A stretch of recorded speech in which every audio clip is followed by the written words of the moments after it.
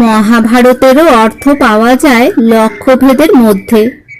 এই শূন্যস্থিত লক্ষ্যভেদের মধ্যে এমন একটি সাধনার সংকেত আছে যে একাগ্র সাধনার দ্বারা কৃষ্ণাকে পাওয়া যায়। আর এই যোগ্য সম্ভবা কৃষ্ণা এমন একটি তত্ত্ব যাকে নিয়ে একদিন ভারতবর্ষে ভীষণ দ্বন্দ্ব বেঁধে গিয়েছিল। একে একদল স্বীকার করেছিল, একদল স্বীকার করেনি। কৃষ্ণাকে পঞ্চ পাণ্ডব গ্রহণ করেছিলেন, কিন্তু কৌরবেরা তাকে অপমান করতে ত্রুটি করেননি। এই যুদ্ধে কুরু সেনাপতি ছিলেন ব্রাহ্মণ দ্রোণাচার্য, আর পাণ্ডব বীর অর্জুনের সারথি ছিলেন কৃষ্ণ। রামের অস্ত্র দীক্ষা যেমন বিশ্বামিত্রের কাছ থেকে, অর্জুনের যুদ্ধ দীক্ষা তেমনি কৃষ্ণের কাছ থেকে। বিশ্বামিত্র স্বয়ং লড়াই করেননি, কিন্তু লড়াইয়ের প্রেরণা তার কাছ থেকে। কৃষ্ণ স্বয়ং লড়াই করেননি, কিন্তু কুরুক্ষেত্র যুদ্ধের প্রবর্তন করেছিলেন তিনি। ভগবদ গীতাতেই এই যুদ্ধের সত্য, এই যুদ্ধের ধর্ম ঘোষিত হয়েছে। সেই ধর্মের সঙ্গে কৃষ্ণ একাত্মক। যে কৃষ্ণ কৃষ্ণার সখা, অপমানকালে কৃষ্ণা যাকে স্মরণ করেছিলেন বলে তার লজ্জা রক্ষা হয়েছিল। যে কৃষ্ণের সম্মাননার জন্যই পাণ্ডবদের রাজসুযোগ্য।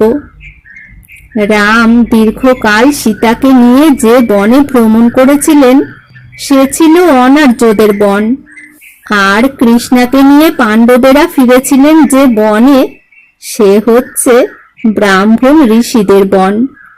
পাণ্ডবদের সাহচর্যে এই বনে কৃষ্ণার প্রবেশ ঘটেছিল।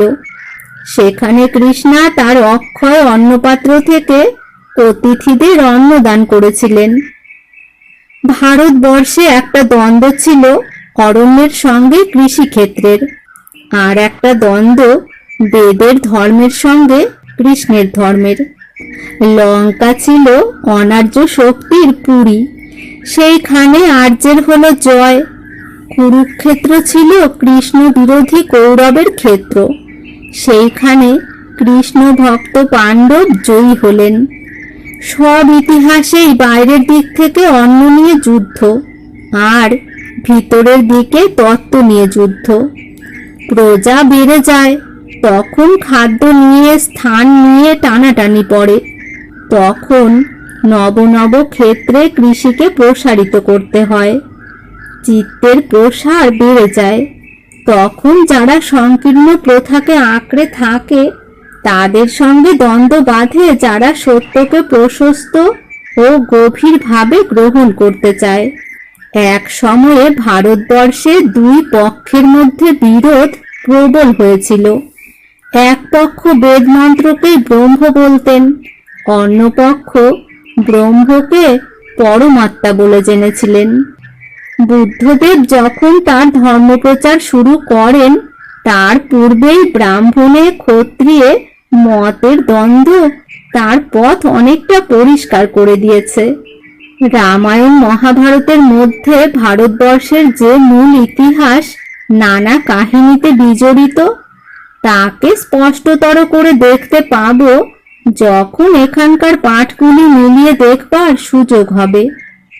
কথায় কথায় এখানকার একজনের কাছে শোনা গেল যে দ্রোণাচার্য ভীমকে কৌশলে বধ করবার জন্যে কোনো এক অসাধ্য কর্মে পাঠিয়েছিলেন। দ্রুপদ বিদ্বেষী দ্রোণ যে পাণ্ডবদের অনুকূল ছিলেন না তার হয়তো প্রমাণ এখনকার মহাভারতে আছে। রামায়ণের কাহিনী সম্বন্ধে আরেকটি কথা আমার মনে আসছে, সেটা এখানে বলে রাখি। কৃষির ক্ষেত্র দুরকম করে নষ্ট হতে পারে, এক বাইরের দৌরাত্মে, আর এক নিজের অযত্নে। যখন রাবণ সীতাকে কেড়ে নিয়ে গেল তখন রামের সঙ্গে সীতার আবার মিলন হতে পেরেছিল, কিন্তু যখন অযত্নে অনাদরে রাম সীতার বিচ্ছেদ ঘটল তখন পৃথিবীর কন্যা সীতা পৃথিবীতেই মিলিয়ে গেলেন। অযত্নে নির্বাসিতা সীতার গর্ভে যে যমজ সন্তান জন্মেছিল তাদের নাম লব, কুশ। লবের মূল ধাতুগত অর্থ ছেদন, কুশের অর্থ জানাই আছে। কুশ ঘাস একবার জন্মালে ফসলের ক্ষেতকে যে কিরকম নষ্ট করে সেও জানা কথা। আমি যে মানেটা আন্দাজ করছি সেটা যদি একেবারেই অগ্রাহ্য না হয়, তাহলে লবের সঙ্গে কুশের একত্র জন্মানোর ঠিক তাৎপর্য কি হতে পারে এ কথা আমি পণ্ডিতদের জিজ্ঞাসা করি। অন্যদের চিঠি থেকে খবর পেয়ে থাকবে যে এখানে আমরা প্রকাণ্ড একটা অন্ত্যেষ্টি সৎকারের অনুষ্ঠান দেখতে এসেছি। মোটের উপরে এটা কতকটা চীনেদের মতো। তারাও অন্ত্যেষ্টি ক্রিয়ায় এইরকম ধুমধাম, সাজসজ্জা, বাজনা বাদ্য করে থাকে। কেবল মন্ত্রোচ্চারণ প্রভৃতির ভঙ্গিটা হিন্দুদের মতো। দাহ ক্রিয়াটা এরা হিন্দুদের কাছ থেকে নিয়েছে, কিন্তু কেমন মনে হয় ওটা যেন অন্তরের সঙ্গে নেয়নি। হিন্দুরা আত্মাকে দেহের অতীত করে দেখতে চায়, তাই মৃত্যুর পরেই পুড়িয়ে ফেলে দেহের মমতা থেকে একেবারে মুক্তি পাবার চেষ্টা করে। এখানে মৃতদেহকে অনেক সময়ই বহু বৎসর ধরে রেখে দেয়। এই রেখে দেবার ইচ্ছেটা কবর দেবার ইচ্ছেরই সামিল। এদের রীতির মধ্যে এরা দেহটাকে রেখে দেওয়া আর দেহটাকে পোড়ানো, এই দুই উল্টো প্রথার মধ্যে যেন রফা নিষ্পত্তি করে দিয়েছে। মানুষের মন প্রকৃতির বিভিন্নতা স্বীকার করে নিয়ে হিন্দু ধর্ম রফা নিষ্পত্তি সূত্রে কত বিপরীত রকম রাজিনামা লিখে দিয়েছে তার ঠিকানা নেই। ভেদ নষ্ট করে ফেলে হিন্দু ধর্ম ঐক্য স্থাপনের চেষ্টা করেনি, ভেদ রক্ষা করেও সে একটা ঐক্য আনতে চেয়েছে। কিন্তু এমন ঐক্য সহজ নয় বলেই এর মধ্যে দৃঢ় ঐক্যের শক্তি থাকে না। বিভিন্ন বহুকে এক বলে স্বীকার করেও তার মাঝে মাঝে অলঙ্ঘনীয় দেয়াল তুলে দিতে হয়। একে অবিচ্ছিন্ন এক বলা যায় না, একে বলতে হয় বিভক্ত এক। ঐক্য এতে ভারগ্রস্ত হয়, ঐক্য এতে শক্তিমান হয় না। আমাদের দেশের স্বধর্মানুরাগী অনেকেই বালিদ্বীপের অধিবাসীদের আপন বলে স্বীকার করে নিতে উৎসুক হবেন, কিন্তু সেই মুহূর্তেই নিজের সমাজ থেকে ওদের দূরে ঠেকিয়ে রাখবেন। এইখানে প্রতিযোগিতায় মুসলমানের সঙ্গে আমাদের হারতেই হয়। মুসলমানে এক মুহূর্তেই সম্পূর্ণ জোর লেগে যায়, হিন্দুতে তা লাগে না। এই জন্যেই হিন্দুর ঐক্য আপন বিপুল অংশ প্রত্যংশ নিয়ে কেবলই নড় করছে।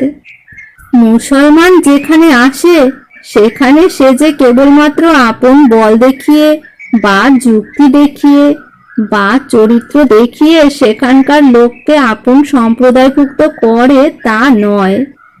সে আপন সন্ততি বিস্তার দ্বারা সজীব ও ধারাবাহিকভাবে আপন ধর্মের বিস্তার করে। স্বজাতির এমনকি পরজাতির লোকের সঙ্গে বিবাহে তার কোনো বাধা নেই। এই অবাধ বিবাহের দ্বারা সে আপন সামাজিক অধিকার সর্বত্র প্রসারিত করতে পারে। কেবলমাত্র রক্তপাতের রাস্তা দিয়ে নয়, রক্ত মিশ্রণের রাস্তা দিয়ে সে দূরে দূরান্তরে প্রবেশ করতে পেরেছে। হিন্দু যদি তা পারত, তাহলে বালিদ্বীপে হিন্দু ধর্ম স্থায়ী, বিশুদ্ধ ও পরিব্যাপ্ত হতে দেরি হতো না। 1 আগস্ট 1927, গিয়ানয়ার।